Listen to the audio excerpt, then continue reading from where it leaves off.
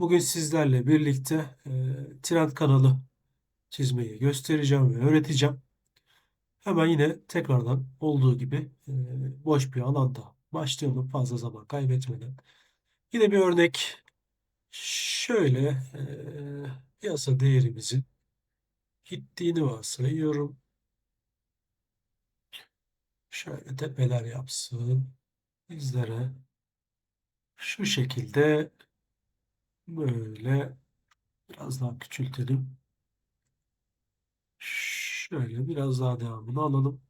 Şöyle piyasamızın gittiğini varsayıyorum. Evet. Arkadaşlar piyasamızın bu şekilde gittiğini varsayarsak trend kanalımız nedir? Trend kanalımız şudur özellikle. Bir yükselen bir de düşen trend kanalı çizgilerimiz olması gerekiyor. Yani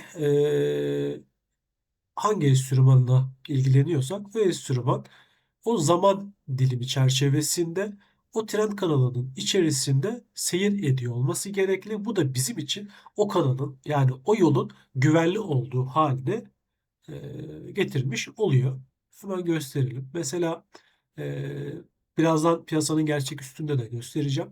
Bizler için önemli olan mumların iğnelerin atmış olduğu fitil kısımlarından almak doğru olandır ve en az 2 adet olarak kabul ediyoruz.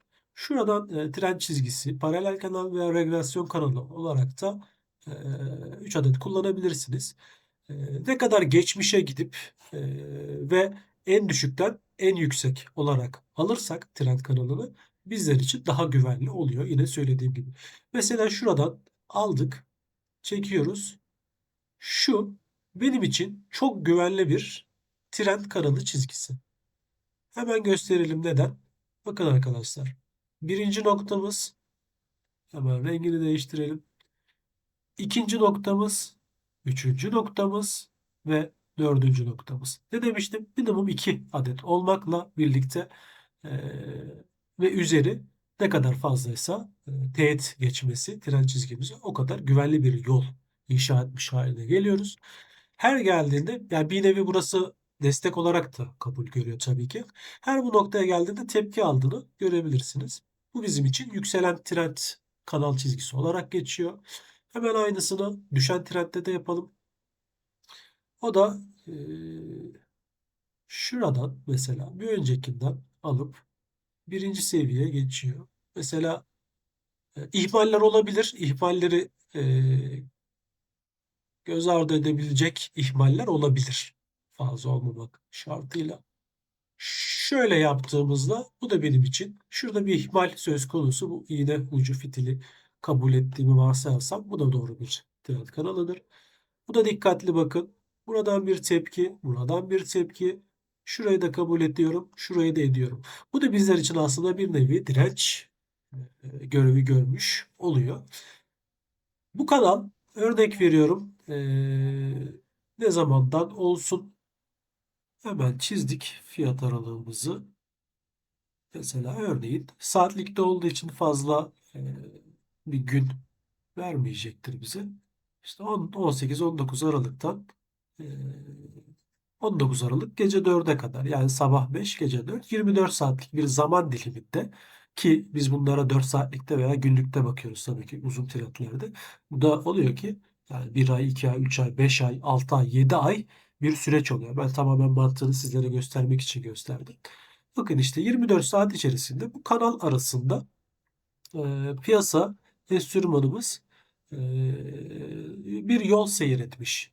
Yani bizim için bu yol bir güvenli yol olarak düşünebiliriz ve işlem alırken kesinlikle trend çizgilerini de geçen hafta nasıl destek dirençten bahsetmiştik. Destek dirençle birlikte entegre edip e, trend çizgilerini de e, işlemlerimizi alırken değerlendiriyoruz ve ona göre işlem alıyoruz. Burası yükselen trendimiz destek alıp yükseliyor. Burası düşen trend çizgimiz. Buralardan tepki alıp düşüyor. Bunlar kırılabiliyor mu? Tabii ki kırılıyor. Her zaman bu şekilde devam edecek değil. Fakat bu yol bizler için güvenli bir yol olduğu anlamı taşıyor. Kırılımı gösterelim ondan sonra gerçek piyasa üzerinde de bir gösterim yapalım. Diyelim ki Güncel olarak çünkü geçen destek ve direnç konusunda kırılımdan bahsetmemiştik. Diyelim ki güncel olarak şu an enstrümanımız bu bölgede,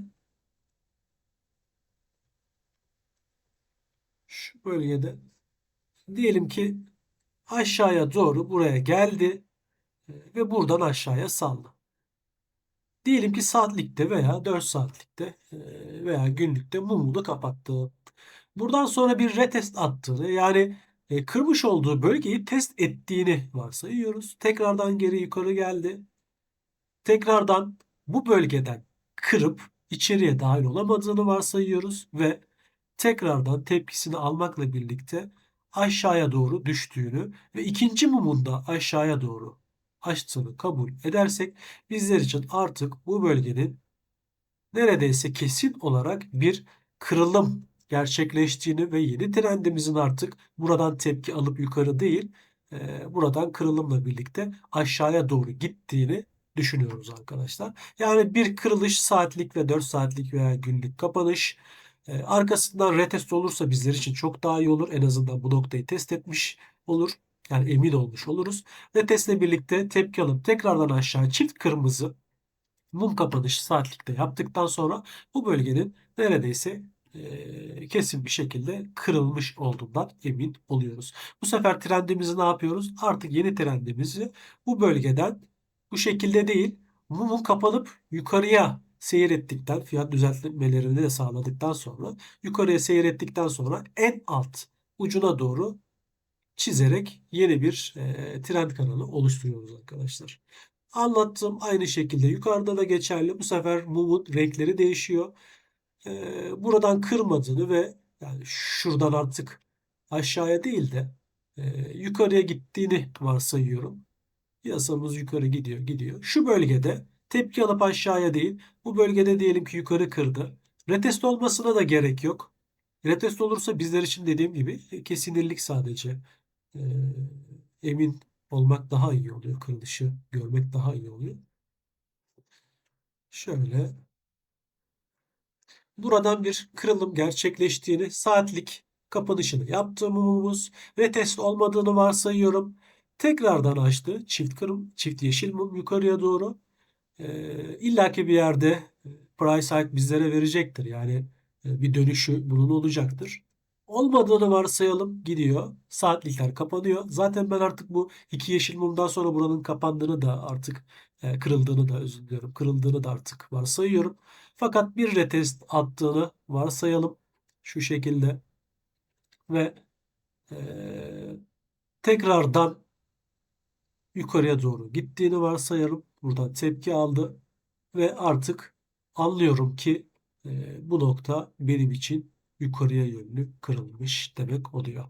Bu da artık tekrardan trend kanalımızı güncel olarak mumumuzun en uç iğne noktasından alıp güncelliyoruz arkadaşlar.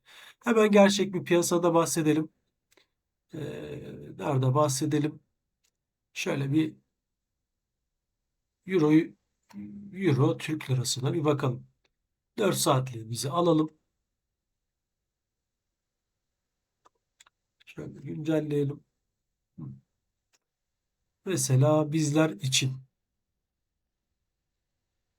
gördüğünüz gibi dip seviyeler ne kadar geri giderseniz o kadar daha iyidir. Ben e, 28 Temmuz'dan şu anki günümüz 16 Aralık'a kadar olan e, kısmı hemen çiziyorum.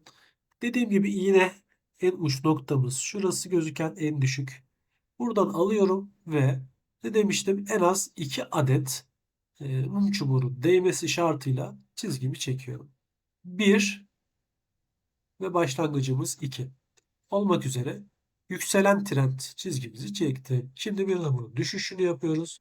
Yine yüksek bir tepeden aldım. Alttaki başlangıç seviyesine yakın bir nokta ve şöyle çizdiğimde bir, iki tepeyle birlikte bir aralıkta trend yolu, trend kanalı kendime çizmiş bulunmaktayım. Bakın yaklaşık 6 aydır bu seviyenin dışarısına ne aşağıya ne yukarıya hiçbir şekilde Euro Türk lirası karşısında bu kanalı kırmamış arkadaşlar. Bu noktalardan gelmiş tepkilerini almış, gelmiş tepkilerini almış. Daha sonra düşen bir yol izlemiş, piyasa izlemiş. Buralardan da tepkilerini almış ve tekrardan burada bir yükseliş trendine girmiş. Yani demek oluyor ki e, Temmuz civarından Aralık ayına kadar güvenli bir yol olarak bizlere seyir etmiş. Tabii ki destek, direnç ve diğer metotlarla bunları birleştirdiğimizde trend kanalımız olmazsa olmazımız bizler için güvenli bir işleme dahil olma konusunda yardımcı oluyor trend kanalımız. Bir de gerçek piyasa üstünden kırılış bakalım hemen. Diyelim ki şöyle gösterebiliriz. Şurası mesela diyelim ki bizim için bir trend kanalı. Neden? Bir, 2 ve 3 adet tepe noktamızdan gördüğünüz gibi tepkiler almış. Güvenli bir yol olarak seyir ediyormuş. Ve ta ki şu bölgede 1 Aralık'ta bakın saatliğimizde ne yapmış? Trend kanalımı bu üzerinde kapatmış.